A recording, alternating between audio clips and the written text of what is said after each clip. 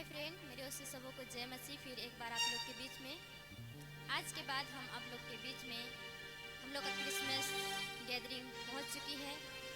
तो ये आधा महीना बीत गया है, इसलिए हम लोग आज से क्रिसमस गीत डालने का मैं कोशिश करूंगी और ज़रूर आप लोग सुने हर सुबह। जैसे आप लोग हम लोग के चैनल में बने रहते हैं वैसे ही बने रहे नागपुरी जन्म गीत सुनने के लिए। मेरे ओर से सबों को जय मसीह। गैदरिंग प्रोग्राम सबको हार्दिक हार्दिक शुभकामनाएं हैं। मेरे ओर से सबों को जय मसीह।